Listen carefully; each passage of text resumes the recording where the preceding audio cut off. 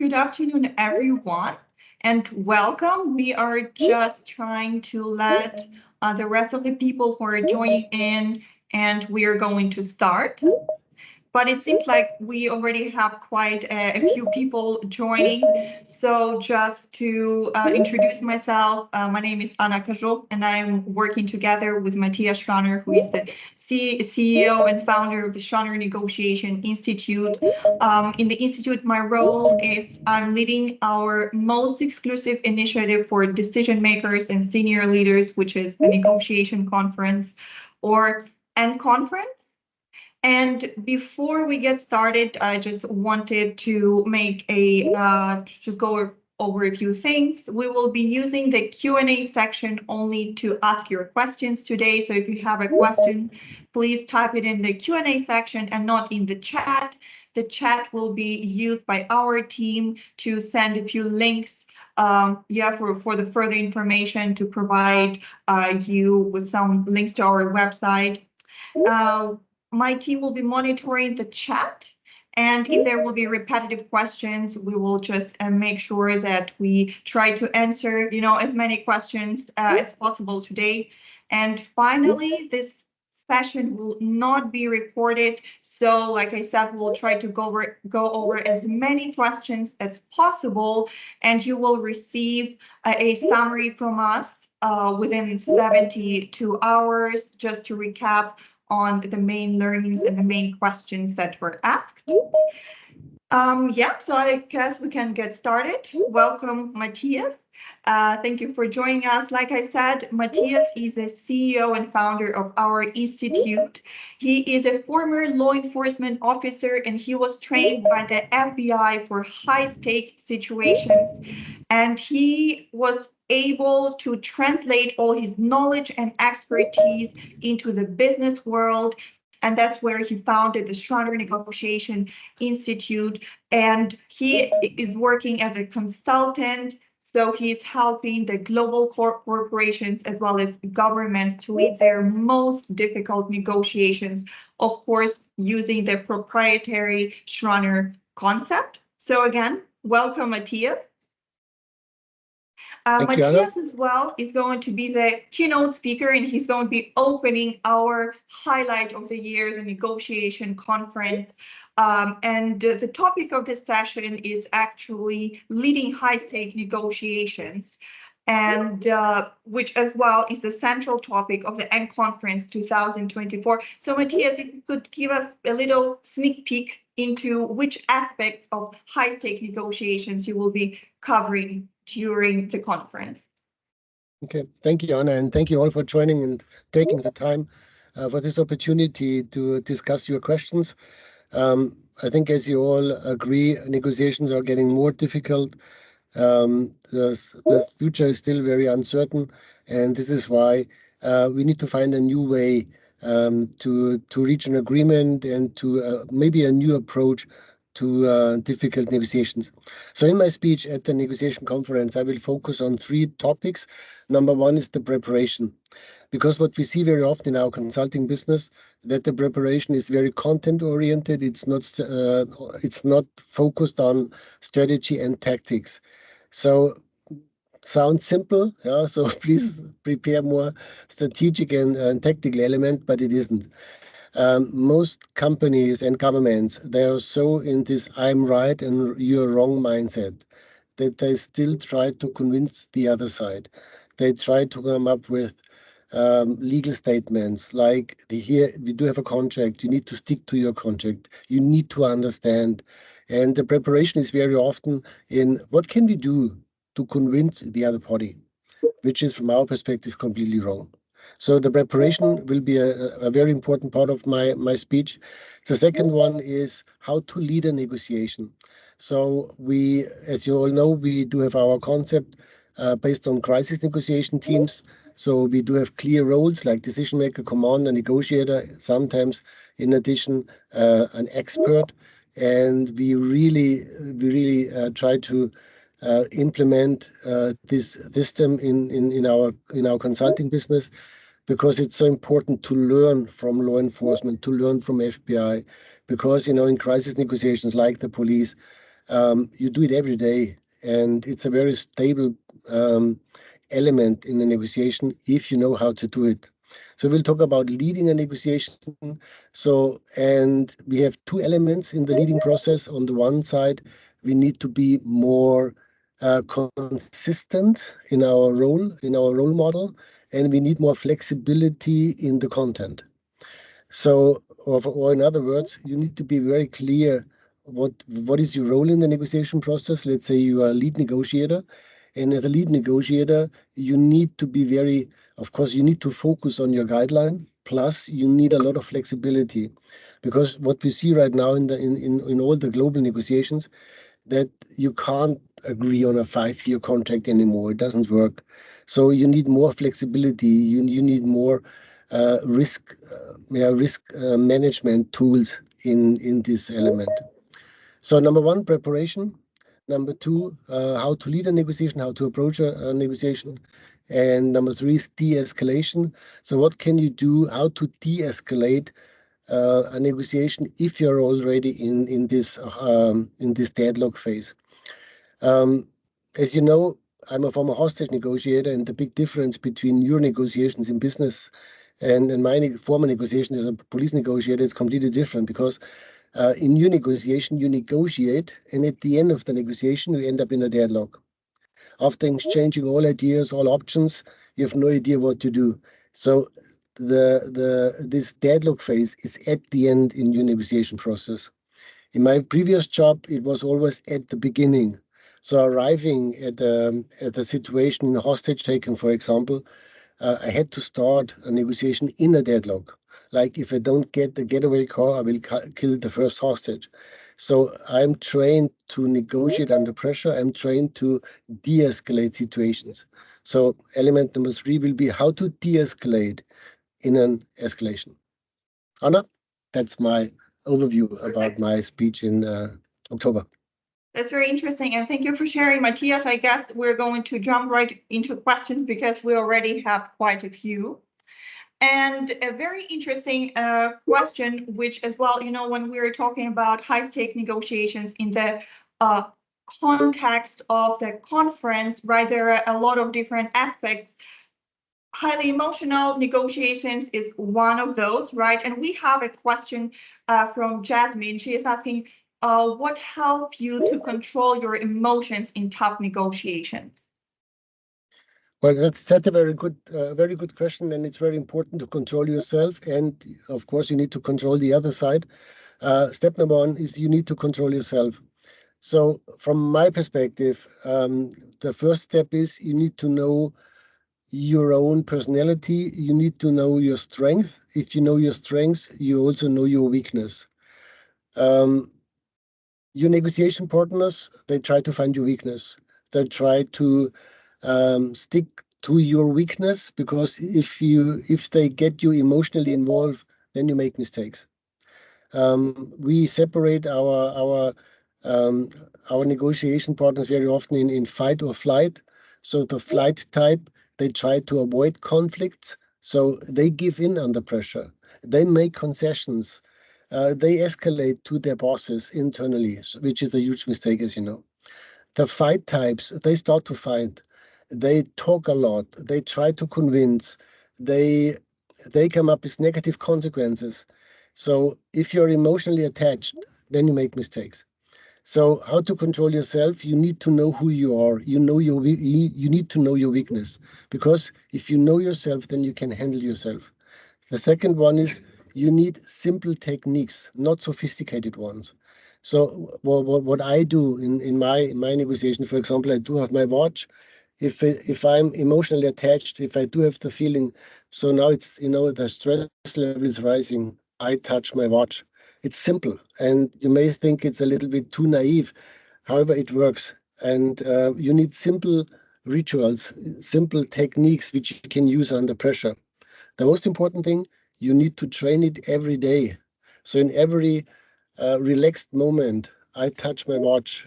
And then in a stressful moment, I touch my watch and then I calm down. So you need to train it continuously.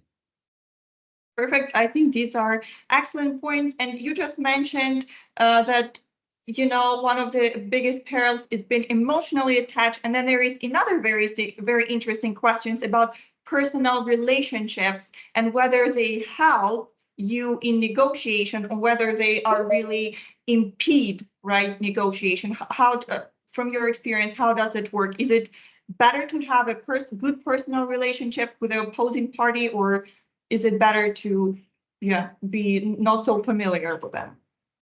Well, if you do have a good relationship, and by good relationship, based on our definition, it's a trustworthy relationship where you can talk openly, where you can exchange ideas, where you could, you're really being very transparent. If you do have a good relationship, you will never end up in a deadlock situation. Never. Yeah. Because you have so many options to reach an agreement before the deadlock. So the other way around, if you're in a deadlock, then you overestimated the relationship, which is very often. And in our consulting cases, very often our clients, they tell us, Matthias, I have a really good relationship. For the last 10 years, we have worked together and we know each other and we are almost friends. And they believe they have a good relationship, but it's wrong. A relationship in a negotiation is completely different. So again, if you do have a good relationship, you will never end up in a crisis. You will never end up in a deadlock situation. What we have learned that most people believe if you negotiate in a so-called hardball negotiation, so you need to be tough, you need to stick to your position, you don't offer cooperation at the beginning. Most people believe that you destroy a relationship or that at least you damage a relationship, which is based on our experience the other way around. If you negotiate a hardball negotiation, you establish a good relationship, because if you walk through this fire together, then I can trust you. So it's like an evidence. So it's it. You can rely on it, and this is why if you negotiate together a very tough negotiation, at the end of the negotiation process, you created a trustworthy, reliable relationship. If you avoid it, you will never reach this level of relationship.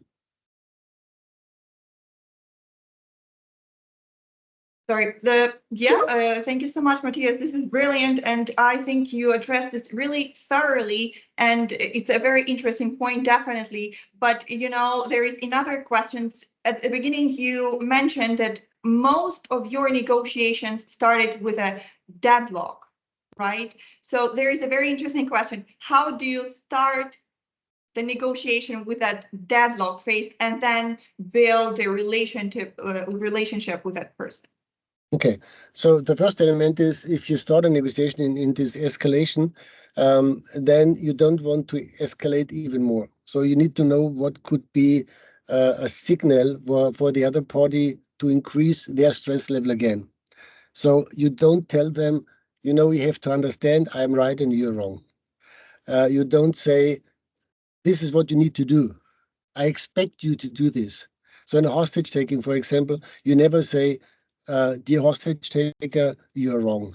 From legal perspective, I have to tell you, you're not allowed to do it. You never say, you have to do this. We never said, let's leave the building, because they are under pressure and they don't want to be the one like a schoolboy telling them this is what you need to do. So it's the other way around. You need to communicate in a very respectful way. So the first thing is, if you enter a negotiation, you need to say, okay, tell me more. Just tell me more. You shouldn't ask open-ended question, because with an open-ended question, you forced the negotiation topic in your direction, but you don't need to do. You need to get the real information. So don't ask questions like, what happened yesterday morning? It's more like, tell me more. Just talk to me. All the police negotiators, they wear a badge which says, talk to me, not listen to me. So the first step is always, okay, talk to me. Then you listen. Active listening means that you try to understand the other side. It's more than listening. Active listening is that you try to find the real interest, the real motive behind it. Very important, you should not ask questions because with every question, you force the negotiation in the wrong direction. So you let them talk, and then you wait, and then you wait a little bit, and then they talk more, and then you get the real motive, the real interest. What you should never say, I understand you, because this is very disrespectful. Because I can't understand them. I can't understand a hostage taker. I can't understand the CEO of a huge company. I can't understand the vice president of a procurement department, because they live in different worlds, in different situations. What I can understand is the feeling. I could say, well, listening to you, I got the feeling you're disappointed. This is an option, but you should never say, I understand you or I understand your situation. What you could say, I understand the feeling. So, number one, talk to me. Number two, active listening. Number three, feelings. You can talk about feelings, and then you calm down the other side, and then you're able to talk about options and maybe a solution. Excellent. I think these are great insights. And just to tell our attendees, we are checking the chat. We're seeing all your questions. I see that there is a lot of question where you're asking to tell more about our concept, our trainings, where you can get the skills to deal with high pressure negotiations. So like I said, my team is monitoring the chat. We are going to get back to each and every one of you to answer the questions, either my team right after this webinar, or we are going to pass it on to our colleagues who are working at the seminars department specifically. They will be able to better assist you with the topics, but please rest assured, we are going to get back to you and give you the full information, send you the links where you can, just get more information on that. So Matthias, since, like I already mentioned, when we're talking about the high stake negotiations, of course, there is a lot of talking or topics around power, how to exert power in negotiation. And this is kind of the next question.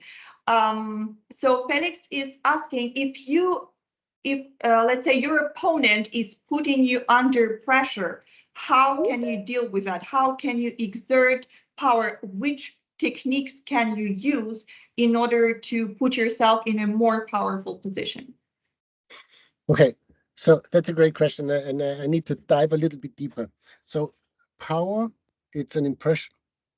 There is no evidence. You get the feeling of being in a powerful position or in a very weak position. It's your feeling.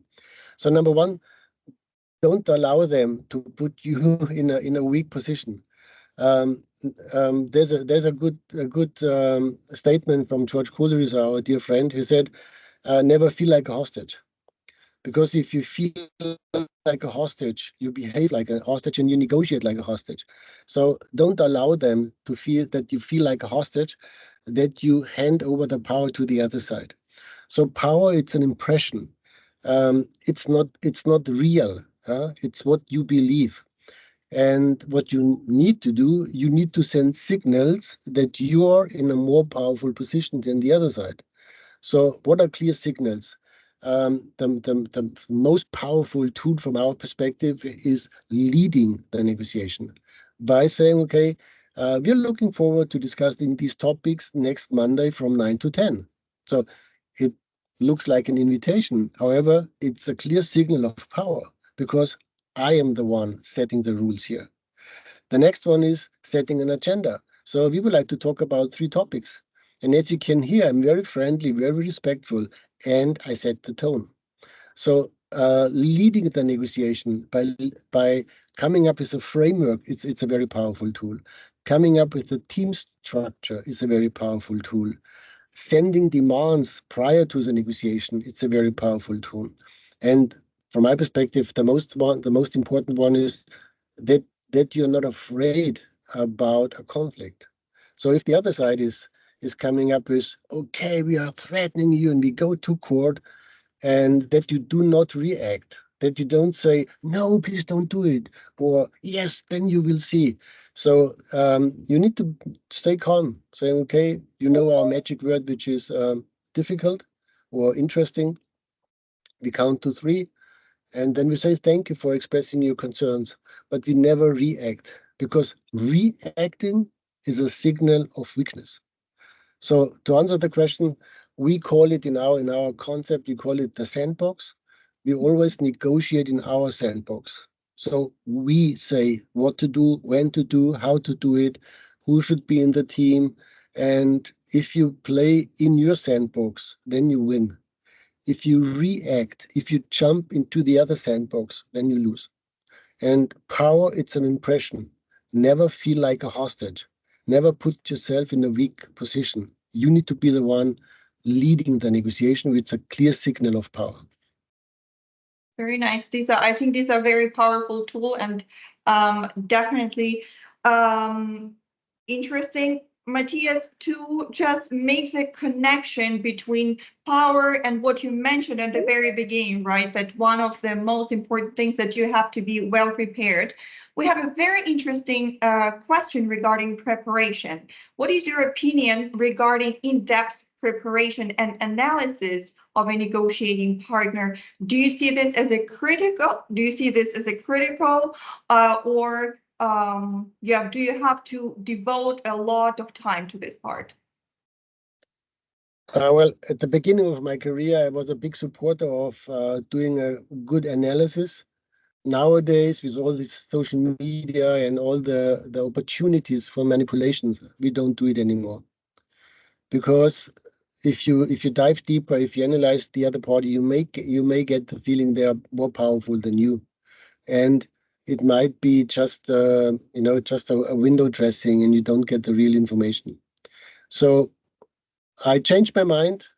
Nowadays, I say don't prepare what they want, what's important for them prior to the meeting. Do it in the meeting, because in the meeting, then you have to analyze the other party, but not before the meeting. You need to analyze in the meeting what's really important. The best way to do it is to come up with demands, because if you ask for something, then you force them to answer to your demand, to reply to your demand, and then you get a better impression, and then you can dive deeper. So again, from my perspective, we don't do it anymore. We don't analyze our negotiation partner before the negotiation. We do it during the negotiation.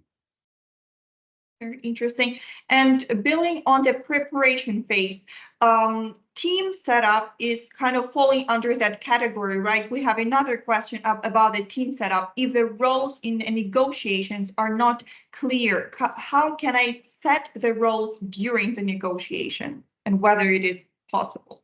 What do you think? It's not possible. Forget it. It's not possible. It's not possible. No. You have to do it prior to the negotiation. So if you're struggling, then you have to say stop. So then you need then you need a break. Then you need to walk away, maybe, and then you need to start from scratch. Then you need to say, okay, here's our position. This is our target, and how to approach this negotiation with the new team. Don't change the team during the negotiation process. You need to go back to square one and to restart the entire negotiation process. Otherwise, you will be distracted and confused. And no, don't do it. Stop it. Start from scratch, and build a completely new strategy. Don't change it on the fly. Perfect. And then I have a bit more general questions. So I'm just going through the questions, as we go. And I see that there are some questions that you partially answered already. So I'm going to scroll down a bit. There is a general question, right, about the concept. So the question is, does your negotiation approach apply to all areas like salary negotiation, job interviews, exit talk, or and so on, or can it be used only in certain type of negotiations? always in every negotiation. And our concept is not, we don't manipulate the other party, we don't come up with tricks. Our concept stands for clarity. You need to be very clear about what you want, and you need to be very clear about your demands, what to say and what not to say. You need to be very, let's say, consequent in what you do, and very respectful. You need to be respectful. And so, what is the main difference between all the other negotiation strategies and our concept? In all the other strategies, there is a so-called partner, an alternative, the best alternative to a negotiated agreement. So if I don't reach an agreement with partner A, I try to reach an agreement with partner B. In our concept, there is no alternative, because in a hostage taking, as you know, I can't say if I don't reach an agreement with this hostage taker, I will talk to another hostage taker. And it's the same in difficult negotiations. You have one supplier, you have one client, you have one investor, you have one boss, one employee, and you don't think in alternatives. And what I have learned, especially within the last 2 years, if you don't have an alternative, your communication is more respectful. Yeah. Because if you don't have an alternative in your mind, then you send clear signals that you want an agreement with the other side. So it's more respectful. It's it's also more powerful. So first impression is always, if you don't have an alternative, I'm in a weak position. Nowadays, I would say, if you don't have an alternative, you're in a stronger position. And this is a big difference to all the other concepts. We don't try to create an alternative. We don't come up with tricks, so we don't bluff in a negotiation. We don't pretend to have an alternative, and we don't try to find an alternative. We accept the situation as it is. Well, there is no alternative. Let's go. And this is our concept. That's a very interesting perspective, and thank you for sharing it, Matthias. Do you think that this kind of perspective, requires a certain mindset? Yeah. Or what kind of mindset do you have to be really ready for a challenge, up for the challenge? As I said, it's a challenge, and you need to like negotiations. That's it. If there's a negotiation, a difficult negotiation coming up, you need to be the one who say, yes, that's me. I want to negotiate because this is really difficult. This is exactly what I want. If you love to negotiate, if you love to solve conflicts, if you love the drama, if you love the pressure, if it's from your perspective not a problem, if from your perspective it's an opportunity to create something new, this is a mindset you need. You need to be very, it needs to be fun. And a negotiation, it's fun. It is fun. It's I don't know other elements in business which are more exciting than a really difficult negotiation. Interesting. So you have to be kind of conflict oriented, right? And this is kind of leading up to the next question, a very interesting question. One of my favorite tactics, putting the fish on the table. So Herbert attended one of our trainings, and he says that in one of the trainings you mentioned that you should start a difficult negotiation with putting the fish on the table, right? So does it also work for deadlock negotiation, or does this tactic help you to create a deadlock? I think there is no contradiction. So if you put the fish on the table, then you say what you want. It doesn't mean that you're harsh or threatening or slashing the fish. It's just you say what you want. And if I say talk to me, it's also a fish, because I want you to do something. And if I say talk to me, it's a fish because I come up with a demand. And sometimes people believe that the fish is harsh or threatening. It's not. It's just what you want, and you say it. Because what is the alternative? The alternative is that you dance around, that you wrap it up in complicated sentences. No, just say it. Very interesting. And coming back again, to a more general question, what do you think are some of the most common mistakes in negotiations, or what should people avoid doing? So the biggest mistake always is that they don't realize that that they are already in a negotiation. Interesting. They believe they are still they still believe they are in a discussion or everything is fine, and not realizing that they are in it already. So, for example, if I send you an email by looking forward next Monday 9 to 10, and you accept it, then you accepted my negotiation strategy already. And but they don't realize it. They think, oh, everything is fine. Yeah, it's just a meeting. No, it's a negotiation. So if someone is coming up with a demand, then you need to know this is the starting point of a negotiation, and then you need to switch to the negotiation mode. So mistake number one, they don't realize the starting point. Number two is they believe they need to convince the other side. So I am right. We do have a contract. I asked my legal team. I am right. The only thing what I need from you, you need to understand that you are wrong. And this is such a ridiculous demand, yeah, that you should understand that you are wrong and I am right. And then I try to convince you, I come up with an argument, you come up with your counter argument, and then boom, it's like a nuclear bomb. So mistake number two is this I'm right and you're wrong, this convincing topic. It's don't do it, it's wrong. Number three, from my perspective, is this let's avoid the conflict. Let's make concessions to avoid the conflict. Let's postpone to avoid the conflict. Let's escalate to our top management to avoid my conflict. And always, if you ask, or in other words, always if you avoid a conflict, you create a new one, even bigger one. Interesting. That is kind of leading me up to another question.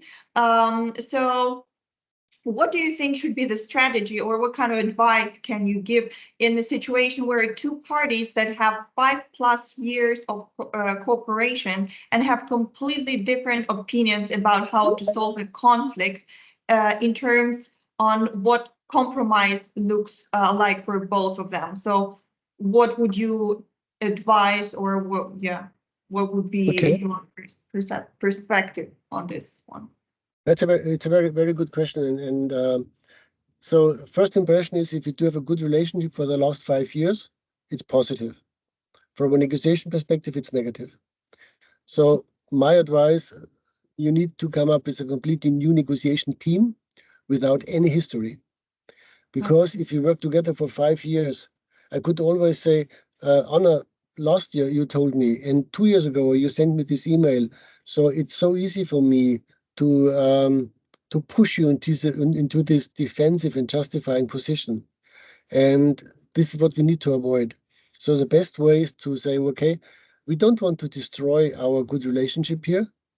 Let's come up with a completely new approach. You will send a new team, and I will send a new team, without any history. They know, of course, what is the topic. However, they don't have this personal history. And these new teams, they can negotiate, without history, without this defending motive. And this is why it's definitely um, it's more successful and easier to negotiate if you don't have history. Interesting. And coming back to the team and the history, do you think it helps to send a team in any kind of a negotiation, or are there cases where the negotiator can still lead the process, being the only person in the room or at the table? Well, in a salary negotiation or in a negotiation with your partner at home or with your kids, you can't send a team, unfortunately. For all the other cases, you should send a team. As a let's say lead negotiator without a team, you can prepare a negotiation. You can do this. We call it the information meeting. So let's just exchange ideas. let's exchange information to make sure there is no misunderstanding. This is a part prior to the negotiation. This is possible. In a conflict, under pressure, no way, don't do it alone. You can't do it, because under pressure, if your stress level is arising, you end up in this so-called tunnel vision. Tunnel vision means you can't see the big picture anymore. You're so focused on the danger. And this is what we see very often in negotiations, that our lead negotiators, they are so in a tunnel. They don't see the others. If the other side is opening a door, they don't see it anymore. And this is why you need a second one. We call them a commander, who is still there, focusing on the big picture and reading between the lines. And they need to see if the other side is opening a door, this so-called window of opportunity. Excellent. And I see that there are some questions that concern politics and so on, but I would like to say that since our Q&A session today is part of the negotiation conference, and our negotiation conference is primarily the business event, so we are working primarily with corporations. We will not be touching political topics today. However, Matthias writes a lot of great newsletters. So if you would like to hear more about the topics from his newsletters, from his comments, I would suggest that you go to our website, sign up for our newsletter. We're going to be posting the links in our chat regarding that. We as well have an amazing insight section that is written by Matthias and as well our consultants. And there you can get more insights on these topics. So thank you for your understanding. Yeah, and let's continue. Matthias, I will just scroll up a bit. Yeah, so another question on power. Like I mentioned before, power, everyone likes to ask questions about the power and how can you put yourself in a powerful position. And I've seen you on multiple occasions doing, the seminars and so on, and you're very well able to assess the situations. And so what are the tips? What are your tips? How can you assess the situation of power that is going on in a meeting? How can you assess who is in a more powerful position? You already mentioned, right, that this is the, let's say, a perspective, but maybe there are some concrete tools that you can, see or validate in order to be able to assess that. Okay. Well, you can't. Bad news, you can't. And you don't have to. I think the question is well, I would like to answer it from a different perspective. So what I do in a negotiation, I never take notes about what people are telling me. I'll always take notes about what they don't tell me. So if someone is threatening me, like, okay, Matthias, if you don't accept this, we will walk away. Then I take notes about why are they still here. So I don't write down, oh my God, I have to do this. It's more like, why are they still here? If they're threatening me, I guess they're in a dependent situation. Otherwise, they would use a different strategy. So what I always do, I always write down what they don't say, and then I get the feeling they're still here, so they want something. And if they want something and I want something, then we're on eye level. So from my perspective, every negotiation is on eye level, because if my negotiation, or in other words, if I'm in a better position than you, why should I negotiate? Why should I? I will just send you an email. Anna, this is what you have to do. I don't negotiate. Why should I? If I need you, then I have to negotiate. So if someone is starting a negotiation, then I know they need me. Otherwise, they wouldn't negotiate with me. And this is why I always start a negotiation with, I need them. I don't have an alternative. They need me. They don't have an alternative. If there is an alternative, they wouldn't talk to me. So for me, it's just simple. It's I need them. They need me. Fine. Let's negotiate. I never never try to assess the power situation. I always work on the power situation by setting the frame, by coming up with demands, by putting the fish on the table, clear structure, and no reactions to the other side. So there are a lot of power tools which you need to use, but you should not think about the power. Excellent. And there's been a lot of questions related to online negotiations, right? So I'm going to just read the one that kind of summarizes all of them. So what should a person or a negotiator consider when going into a negotiation that is happening online? So keep in mind, it's also a clear signal. And as you can see, Anna with the logo behind her, it's a clear signal of power, well prepared, good light, good sound. So it's a clear signal. I'm prepared. I'm very serious about this. So because I'm really sometimes it's so weird as also C-level managers show up online. If I think, oh my God, don't do it. Switch off the camera. So presenting yourself online, it's also a clear signal of power. Use it to your advantage by coming up with a clear appearance, clear statements, and the question from my perspective is not should we negotiate online, yes or no. The question is when is it better to negotiate online? And based on our concept, there are some elements where you don't have to be there on site. You can do it online. And there's one sequence in a negotiation, from our perspective, the deadlock situation, where you should be there. You need to look the other side in the eye because you need this drama. Otherwise, you can't create the drama. So I would say 80% of the negotiation process can be done online, 20% on site. Interesting. So building still on the topic of power and tools that you can use to show that you're in a powerful position, demand, right? So there is a question about demands. What do you define as a demand and what kind of demands can be placed? So Wolfgang is asking, for example, can you consider anything to be a demand, just what I want? Or can, let's say, when you tell a person, I suggest that we start a meeting at 10 a.m., can this be considered a demand? Yeah, I would say there are two big boxes here. The one is the framework, the other one is the content. So from a framework perspective, you need to come up with demands like the date, the time, the location, and the team setup. So like, please make sure that your CEO will be joining the meeting. It's a clear demand. It's not just a wish, it's a demand. So it's all about the framework. Setting up the framework is a must. The content is the other box. So from our perspective, it's important to come up with minimum 20 demands in the preparation, not in the negotiation, during the preparation.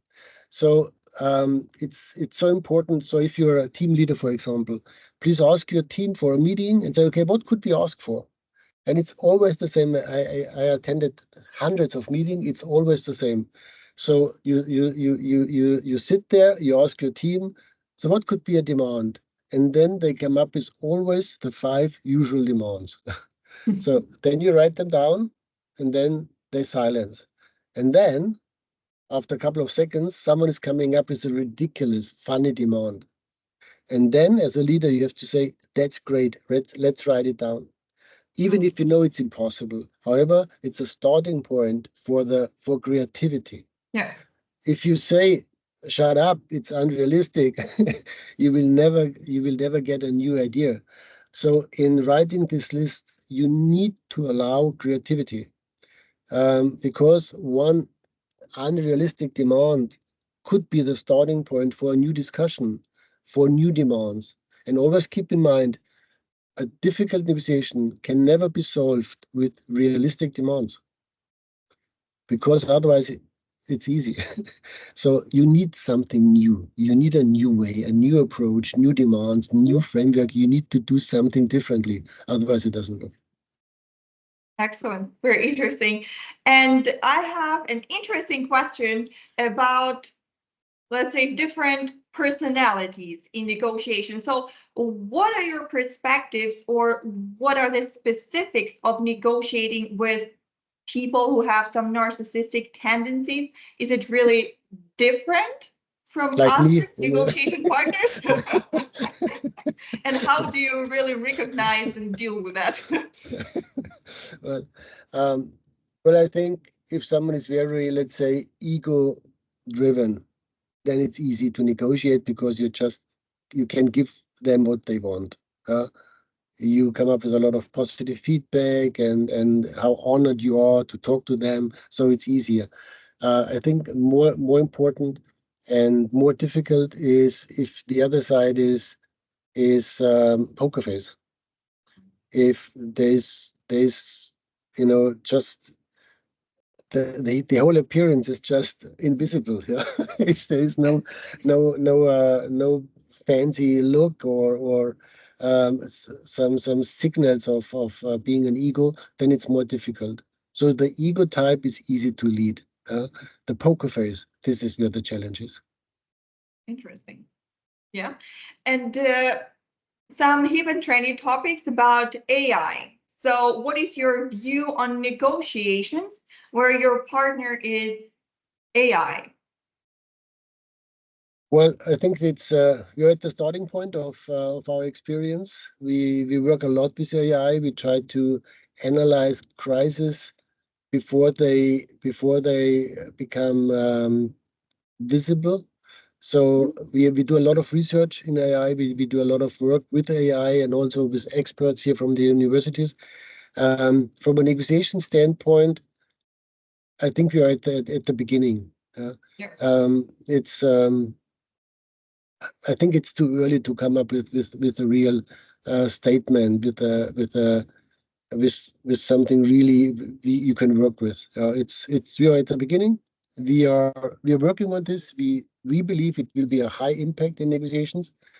And as I said, we do have a huge project with a huge team working on how can we analyze a negotiation a crisis, and then after realizing the crisis, how to set up the right negotiation strategy for the crisis before it's visible. So this is what we're working on right now.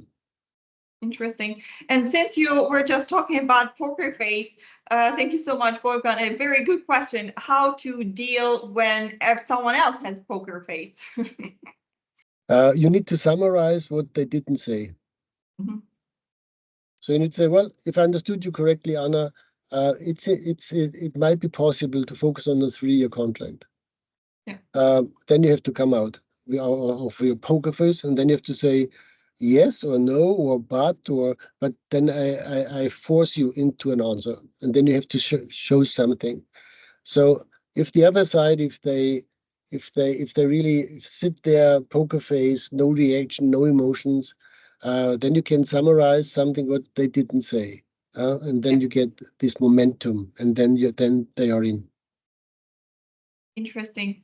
So while I'm still waiting, we still have a bit of time, and while I'm still waiting for more questions, I'll ask you a question of mine. So I know, Matthias, that you very recently been to the US and that you met in person one of the masterminds of negotiation as well, who is coming to the conference as a keynote speaker as well, Dan Shapiro from Harvard. So I was just wondering, how was your conversation? Because a lot of people are always asking us, right? What is the difference between Harvard and Schranner concept? Yeah. What was your impression of the meeting? So it was amazing. So Dan Shapiro is the founder and director of this negotiation program at Harvard. He is extremely smart and very open-minded. So we discussed a lot for hours about the Harvard concept and the Schranner concept. And so just to make sure there's no misunderstanding, we are always aligned. So Harvard and our concept, we are always aligned. And Dan Shapiro, he knows our concept, and he said it's everything is good, and we don't have a disagreement here. Because we talked about two elements. So number one is it possible or is it important to stick to a position? So this so-called position bargaining, which is called in the Harvard concept. So this is my position. There is no discussion. And he said, of course, because if he is at home and his 16-year-old son is coming up with, Daddy, I would like to discuss our non-alcoholic policy at home. He told his son, no, no, this is my position, so no cooperation. So there are situations where we have to start with this bargaining position. Yeah. This was a very important element. The other element was, is it possible to understand my negotiation partner? In his book, and so he wrote several books. We could share the link. It's a brilliant book. He is describing a negotiation in tribes. So in a tribe, we do have the same values, same understanding. We believe, of course, we are right. We defend our position. So we are a tribe. So as a company or as, let's say, procurement or sales department, you feel like a tribe. The question which we discussed is, can you understand the other tribe? Because I came up with my idea that if the other tribe is very close to your tribe, so as a Swiss guy negotiating with someone from Italy, it might be easy to understand the other side because it's almost the same value. If I understand with someone from let's say from an Arab country, Middle East, it might be different. And if I cannot understand the other side, then I shouldn't pretend that I want to understand the other side because I create some disappointment. And this is what we have discussed, and this will also be a topic at our end conference. Is it possible to understand the other side? If yes, how to do it? How to start this conversation? If not, then you shouldn't pretend it. And you said we don't talk about politics in this call, which is very important because we need more time and there are so many perspectives. If you focus on the big wars right now, like Russia, Ukraine, or Israel, Palestine, the question is it possible to understand the other side? Or my topic, we don't have to understand the other side. Let's solve the conflict without understanding the other side, which is, from my perspective, even better. Perfect. I'm really looking forward to meeting Dan in person, and yeah, he's going to be joining us, I believe, even one day before, so we'll have some time to chat with him at the dinner. Yeah, really looking forward to it. So another interesting question about compromise. So you talk a lot and you say a lot that compromise, right, is not a good strategy. And particularly in regards to future negotiations with the same opponent, is it still allowed to ask for a compromise when you're already in the zone of potential agreement in order to push the needle further to your advantage? Well, so what is a compromise? So in some cultures, like in the German-speaking cultures, in our wording, a compromise is positive. In other cultures, like in Arab countries, it's not positive. In America, for example, to compromise is also not positive. So we need to be very, very, very, very sensitive about using the word compromise. That's number one. Number two, from a negotiation perspective. So from a negotiation perspective, a compromise, it's between a line. So I want 10%, you say 0, we meet at 5%. This is a compromise. So in all the difficult negotiations I know, it's never just 0 and 10. There's always more to negotiate. So then we talk about cooperation, not about compromise. Compromise, it's easy. 10, 0, 5, that's a compromise. If you want 5-year instead of 3-year contract, then it's not possible to reach a compromise. Yeah. So a compromise is only possible if it's really easy stuff, not complicated, not complex, then it's possible. However, in all the business negotiations, it's not possible, because in all the business negotiations, there's always complexity which you have to handle. This is why it's not possible. Perfect. And just to be mindful of the time, we only have 5 minutes left. So I will combine the two very good questions. Matthias, who impressed you the most as a negotiator? And from your personal expertise, what would you say were your best and worst negotiations, and how could you assess that, or how can one assess whether they've done well in a negotiation? Ooh. So who impressed me the most? So 2 names are coming up in my mind. Definitely Dan Shapiro. I never met a negotiation expert like him before, and I met, I guess, almost experts within the last 25 years. So he's outstanding. His knowledge about negotiation, it's amazing. It's really wonderful to talk to him. Number 2 is my former colleague at the police department, Willie, because he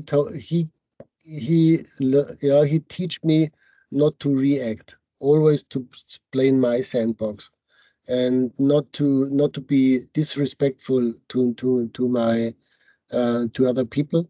I think this is definitely the 2 who impressed me the most.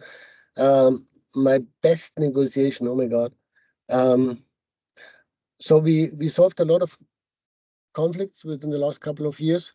We are not allowed to talk about them, because it's based on our DNA in our consulting business. We are never allowed to talk about our success stories. There's just one negotiation which was public, which was the negotiation with these guys in Lützerath.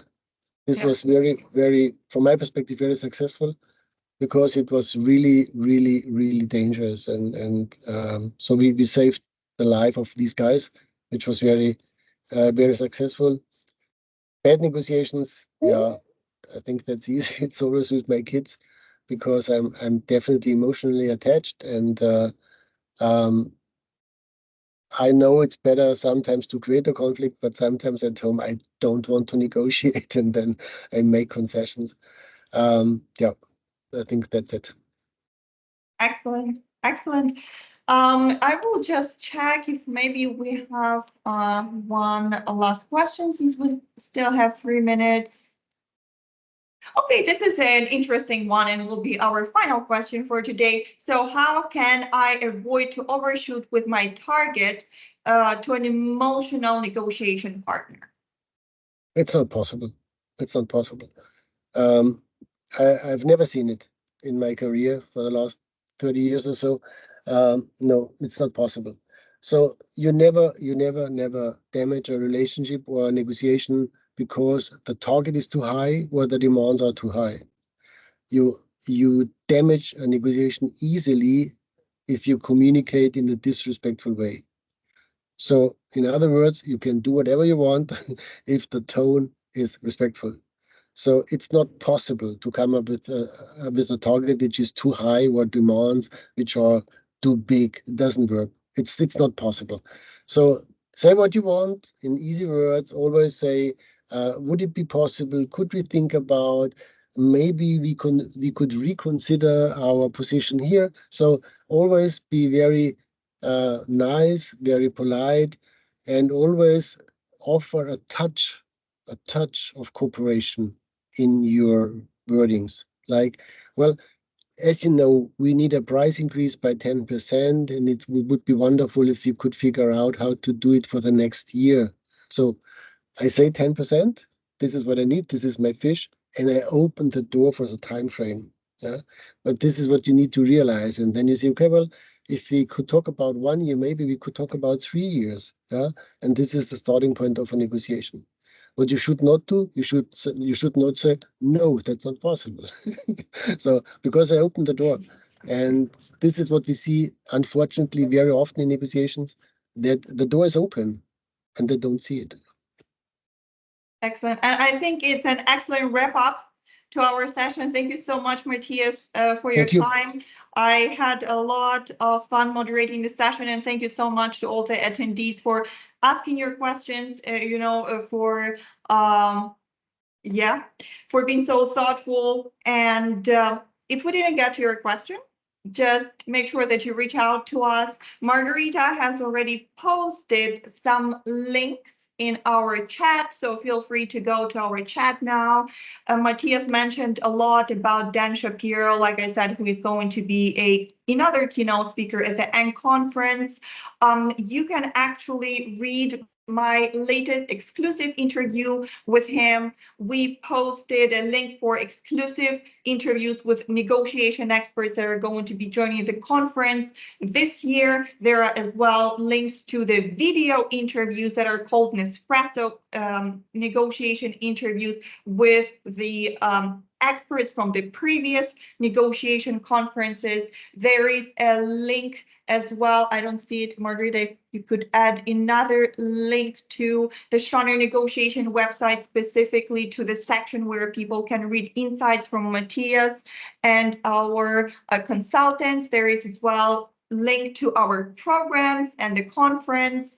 Feel free to reach out to our email, which is info@schranner.com. Margarita is going to include it right now in the chat as well. There are chat options on our website, so we are really available and are very happy to answer your questions. You can always call us or text us. We are there for you. So again, thank you so much for joining us. It's definitely been fun, and yeah, have a great rest of your day.